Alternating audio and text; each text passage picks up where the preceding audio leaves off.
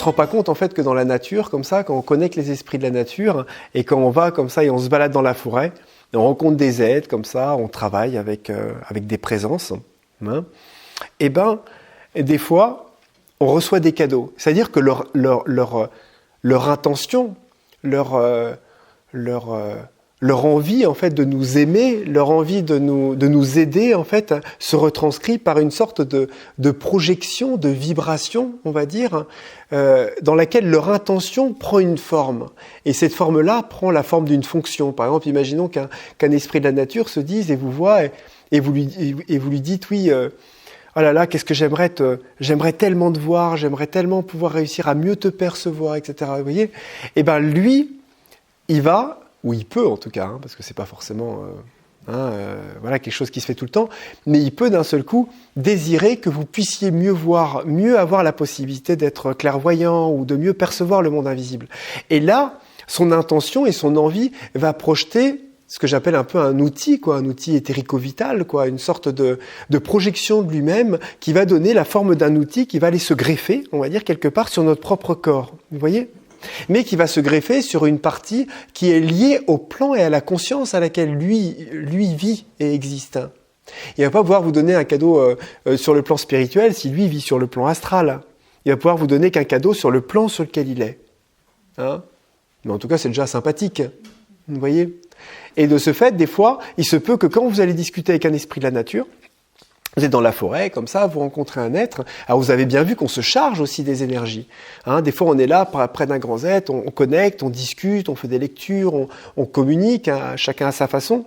Et ensuite, on a l'impression qu'on est chargé aussi de son énergie. Vous savez, à force d'être à côté, comme ça, qu'on est dans une relation horizontale, hein, astrale, on a ce côté-là où nos corps, en tout cas les parties, les octaves de notre corps individuel qui sont en relation avec son plan, se chargent, on va dire, de son énergie.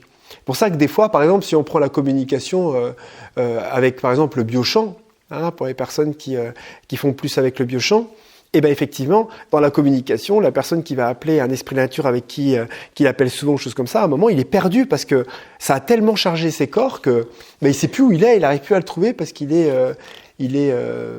imbibé quelque part de l'énergie. Donc là, soit on se nettoie, soit on passe, et dès qu'on sent un autre être, d'un seul coup, on ressent une autre énergie, on arrive à ressentir. Et il se peut qu'au bout d'un moment, on se charge de tellement d'êtres, à force de la proximité ou de la communication, qu'à un moment, on ressent plus rien. On est noyé, on a l'impression d'être même un peu vidé parce qu'on est quand même dans une relation de vase communicant. Il faut savoir que l'astral, c'est pas très haut en vibration. Hein.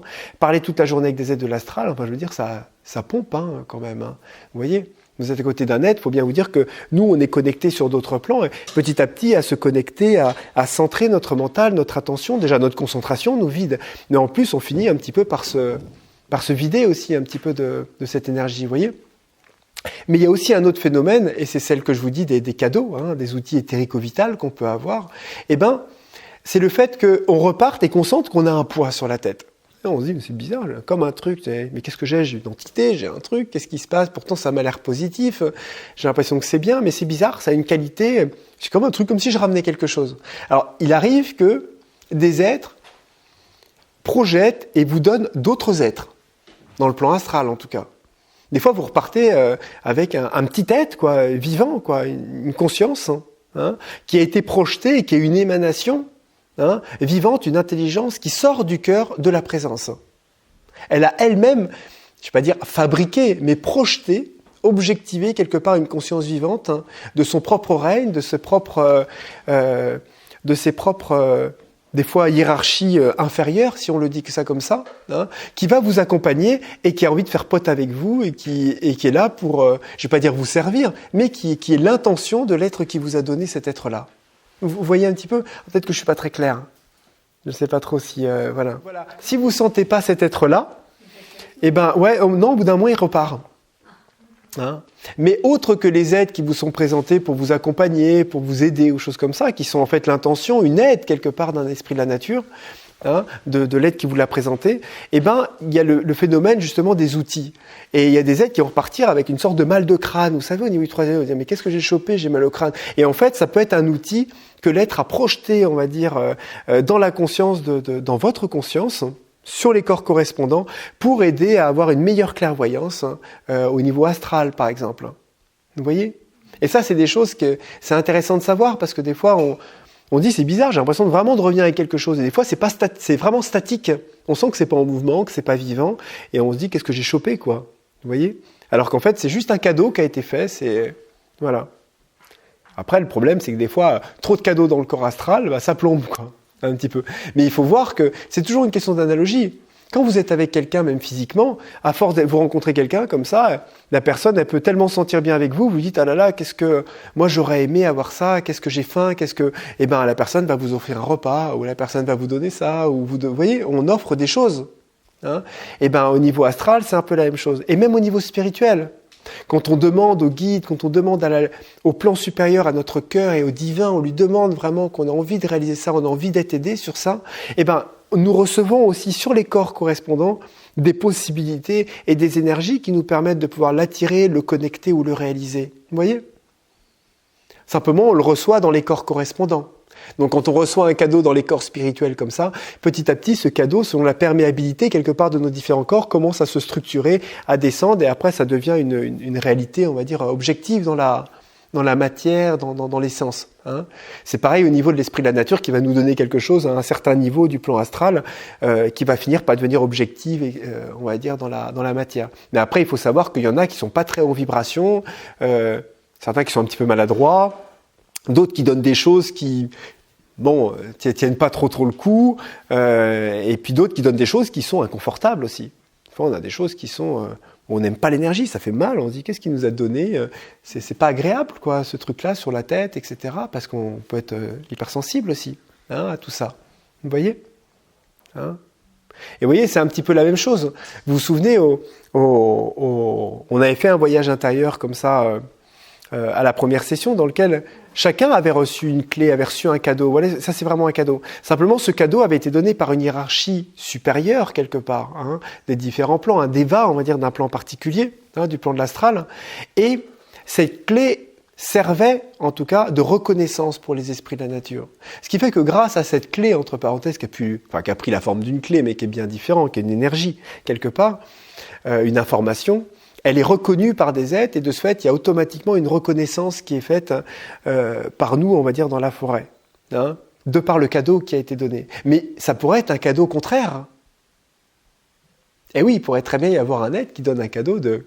Hop, lui, non. On lui met un panneau, tu sais, avec un écriteau. Ne lui parlez pas. Chut. Je blague. Et la personne est là, putain, mais moi je sens rien en forêt, quoi. Vraiment. Vous voyez, je blague, mais vous voyez, comprenez que c'est vivant, que c'est un monde qui est vivant, il y a des intelligences. La conscience prend vie, quoi, dans notre conscience, quoi. Tout est vivant, tout est conscient. Hein. On a une pensée, elle prend vie, la pensée. Vous pensez à n'importe quoi, elle prend vie. Voilà, pensons à un scénario. Imaginez, voilà, je vais dire, tiens, imaginez votre père. Hein, imaginez votre père. Imaginez qu'il soit là en stage avec nous. Il est là dans la salle, d'accord hein, et qu'on soit tous en train de faire un exercice de méditation. Mettez juste ces trois choses-là, et ben vous allez voir, votre mental, ça prend vie. Et tout de suite, vous voyez, ah bah non, attends, je le vois. Ah non, il va se demander. Et il y a tout un scénario qui se crée très vite. Pourquoi ? Parce que ça prend vie. On a juste à le déposer dans la conscience et ça vit de soi-même. Vous voyez ? Parce que vraiment, tout est vivant. Hein ? Donc, il faut bien se rendre compte que, la vie est mouvement, la vie, j'allais dire la vie prend vie, mais c'est bête, mais pourtant c'est une réalité, c'est-à-dire qu'une émotion, un sentiment, un état a pris vie et a généré quelque chose. Vous voyez, une action aussi prend vie. Hein ? Si moi je prends mon portable et je le balance sur quelqu'un, imaginons je le balance sur quelqu'un, il va se passer quelque chose. Ça va prendre vie, la situation, tu vois, les conséquences vont exister. C'est pas statique, quoi. C'est pas juste, il y a eu ça, et puis ça reste comme ça, et ça bouge pas. Non, ça va faire vivre des choses en chacun. Mais pourquoi il a fait ça ? Mais ceci, mais ça va pas. L'autre qui va s'énerver. Et pourquoi t'as fait ça ? Mais c'est pas cohérent. Mais pourquoi ? Et ça va faire vivre toute une situation, une atmosphère. Parce que la vie, elle fonctionne comme ça. Donc, vous voyez ? Et c'est pareil. Donc, une action, une fonction vivante, une intelligence d'un esprit de la nature qui vit. Enfin, je veux dire, une fonction dans la nature, c'est-à-dire une fonction de faire pousser l'arbre, de faire croître l'arbre, a pris vie. Et ce qui a pris vie, c'est l'esprit de la nature. C'est ce qu'on appelle un esprit de la nature, une conscience qui est devenue intelligente, qui est devenue sensible, qui s'identifie aussi dans le plan dans lequel il est et qui fait un travail particulier de par les autres êtres qui sont au-dessus. Et tout ça, c'est un réseau qui est complètement, on va dire, cohérent, qui vit de lui-même. Hein ? Vous voyez ? Et on est reliés, tout ça, ça vit en nous-mêmes. Et c'est pour ça qu'en fait, quand on fait des exercices comme ça, et je vous apprends à projeter votre conscience ou à vous servir d'un véhicule comme ça, en transfert mental ou en transfert vital comme ça, hein, et ben ce véhicule, cette projection de conscience, elle prend vie.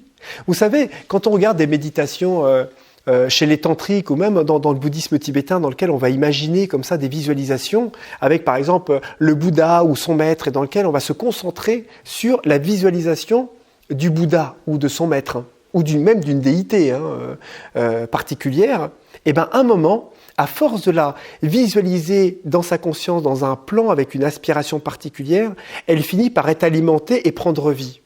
Et à la fin, cette entité, elle commence à se mouvoir, elle prend vie, elle se déplace, elle parle. Vous voyez ?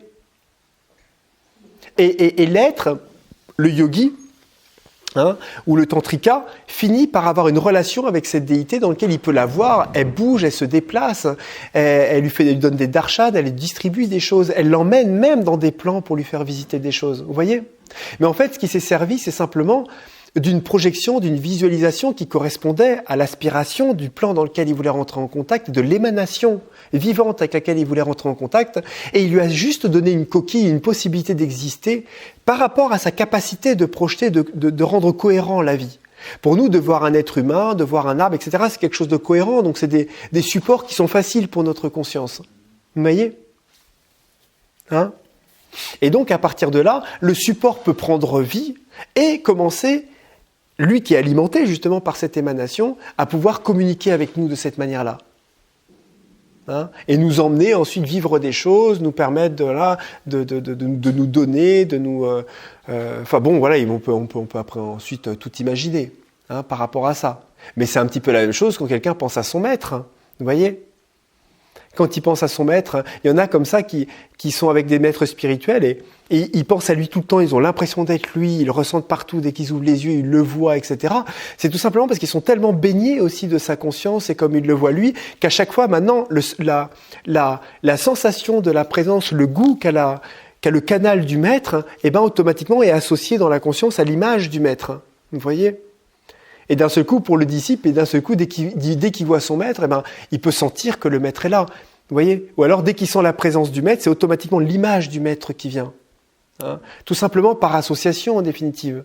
Mais si le disciple pense à son maître tout le temps, voit son maître, visualise son maître et se concentre sur son maître, à un moment, le maître, il est présent dans le canal parce que le disciple est dans son canal, mais en plus de ça, et ben quelque part, il le voit tout le temps, il le voit, et le maître lui parle, le maître est toujours devant lui à sourire, à lui parler, à se déplacer, l'invite à s'asseoir à ses pieds, lui parle des sujets, lui montre des trucs, lui donne des cadeaux aussi, etc. Et ça devient une vraie relation, même vibratoirement très concrète, hein, pour le dévot.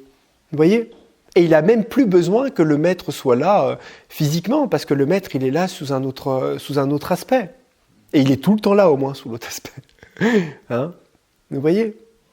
Mais ça, c'est lié à la sensibilité et aux capacités de chacun. Mais c'est extraordinaire. Et quand on commence à pouvoir vivre ça et à pouvoir projeter notre conscience, à être réceptif comme ça à cette toile conscientielle qui a au début comme point de naissance, on va dire un petit peu l'imagination, la visualisation, et bien après, on peut avoir des véhicules comme ça qui peuvent rendre extrêmement riches les expériences que l'on peut vivre. Et leur donner même une cohérence que l'on n'a pas quand on a un mental comme ça qui n'est pas encore structuré par une certaine peut-être discipline méditative ou autre qui permet des fois de structurer tout ça.